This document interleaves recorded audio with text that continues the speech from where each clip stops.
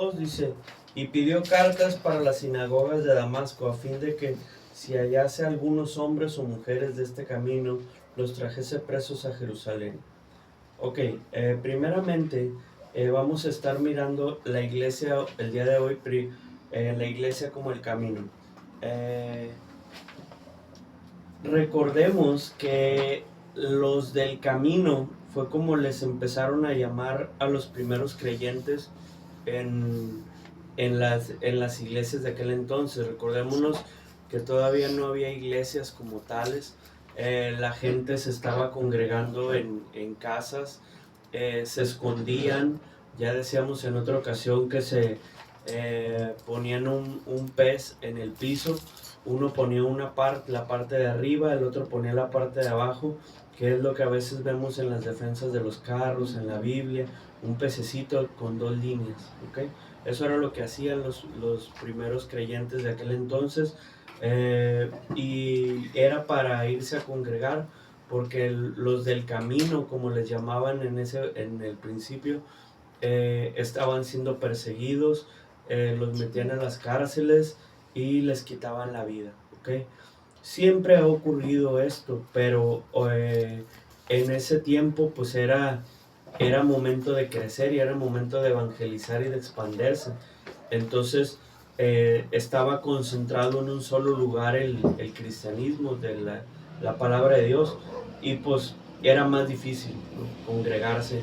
Ahorita, por ejemplo, eh, tenemos la libertad en varios países de poder congregarnos, de poder eh, pues evangelizar, de poder tener activa nuestra fe, y hay, por ejemplo, en otras ocasiones, en otros países donde esto no puede ser posible. Entonces pues aprovechemos, ¿no? Cuando podemos ir a la iglesia, cuando podemos congregarnos, cuando podemos alabar a Dios, hay que aprovechar, porque dice la Escritura que va a llegar el día en el que van a buscar, dice, y no lo van a hallar, ¿sí? Recordémonos que dice la Escritura que cuando sea el rapto de la iglesia, cuando empiece la gran tribulación aquí en la tierra, que no es el tema que vamos a tratar, pero dice que el Espíritu Santo se va a ir junto con la iglesia. Y aquí en este planeta Tierra va a quedar un espíritu de confusión, dice el Nuevo Testamento. Entonces, aprovechemos ahorita que nos podemos congregar, aprovechemos ahorita que no hay persecución así tan descarada, aprovechemos que hay, pues que tenemos libertad, ¿sí? De declarar nuestra fe, amén. Entonces, sí, amén. Pero en aquel entonces Pablo era el abajo de Gamaliel, pues, y del sumo sacerdote pues estaba Pablo, sí, que en aquel entonces era Saulo de Tarso, ¿sí?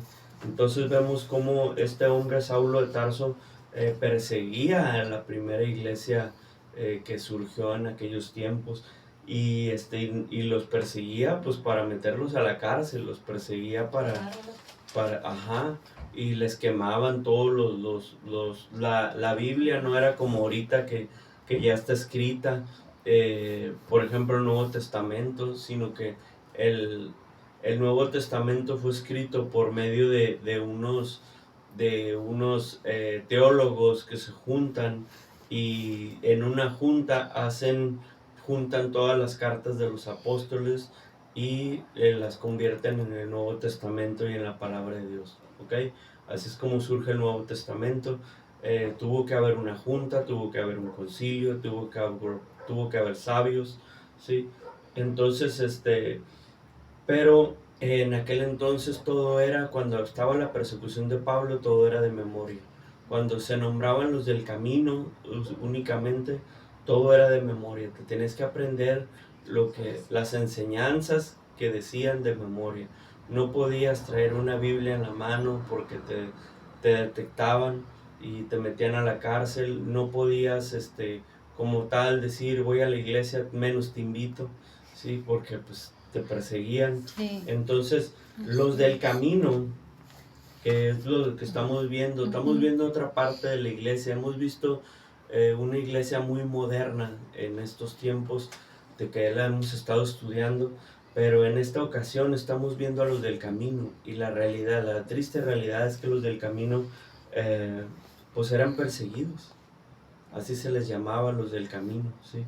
Eh, no sé si exactamente por qué haya sido eso, los del camino, pero creo suponer que es por cuando dice Jesús: yo soy el camino, la verdad y la vida, ¿sí? Ay, sí. Entonces, ellos toman a los del camino, los del Ah, camino, sí. ¿sí? Porque en aquel entonces, acuérdese que una persona podía, a los 30 años, podía hacerse maestro, y las personas lo seguían. El Sí. maestro no escogía a sus discípulos, solo Jesús lo hizo. Los discípulos escogían al maestro, los discípulos escogían a quién seguir de acuerdo a su doctrina, ¿sí? Sí. Entonces, ellos se referían a los del camino de Jesús, a los que seguían a Jesús. Entonces, y curiosamente, así es como Jesús se autodenominaba. Cuando les dice: mis ovejas oyen mi voz. ¿En dónde? Pues en el camino, ¿no? Porque si les Sí. gritas a las ovejas, quiere decir porque quieres que te sigan, Sí, ¿sí? así es. Entonces, la mayoría de las parábolas de Jesús hablaban sobre un seguimiento, sobre seguirlo, sobre un camino. La parábola de la siembra, los que cayó a un lado del camino, lo que cayó en el camino, lo que cayó en las piedras, o sea, se refería, muchas parábolas de Jesús eran sobre eso, sobre el camino, sobre seguirlo. Y vemos cómo Pablo perseguía a la iglesia. Pablo mismo comenta en una ocasión que él le tocó estar deteniendo la ropa de Esteban mientras era apedreado, ¿sí? Cuando Esteban era un diácono de la iglesia, de los 7 diáconos que se escogieron en el día cuando dicen los discípulos: no es justo, dice, que nosotros dejemos la palabra de Dios y la lectura, la oración, dice, para servir las mesas. Escojamos a 7 diáconos que sirvan las mesas, y nosotros nos dedicamos a la oración y a la palabra. Entonces, de estos 7 diáconos sale Esteban, dice que esos 7 diáconos eran llenos del Espíritu Santo, no eran personas que nada más se tenían que ver bonitas, sino que eran personas llenas del Espíritu Santo. Eso es una cualidad de los primeros diáconos de aquel entonces, una llenura completa del Espíritu Santo, amén. Entonces, mientras este hombre era apedreado, Esteban, dice que él ve los cielos abiertos y ve al Padre, el Hijo, sentados en el trono del cielo, ¿sí? Y en ese momento, cuando Esteban estaba perdiendo la vida, Pablo dice que le estaba agarrando las ropas reales, ¿sí? Las ropas, perdón. Entonces, fue un hombre que persiguió a la iglesia bien tremendo, ¿sí? Al punto de que la sede estaba. ¿Qué tanto Pablo persiguió a la iglesia? Que la sede de la iglesia estaba en Jerusalén, en Judá, ¿sí? En el centro de Israel, y tuvo que ser movida a Antioquía, la base. Ya cuando vemos el libro de los Hechos, ya cuando vamos avanzados, las juntas eran en Antioquía. Y las ayudas de cuando hay crisis en Jerusalén, porque un tiempo sufre hambruna Jerusalén otra vez, a mediados del libro de los Hechos, viene desde Antioquía, era donde mandaban las despensas y las ayudas. Entonces, Pablo fue una persona que persiguió tanto a la iglesia que la sede, la base del cristianismo, tuvo que mover su base principal afuera. Antioquía estaba afuera ya de Israel. Estaba ahí, al mero arriba, por entre Siria y Israel, ahí estaba rozando, ¿sí me explico? Entonces, vemos cómo ahí era donde eran nombrados los del camino y había persecución. Pero fíjense, cosa curiosa, ¿no? Cuando hay persecución, la gente tiene identidad. La realidad es que cuando no hay persecución,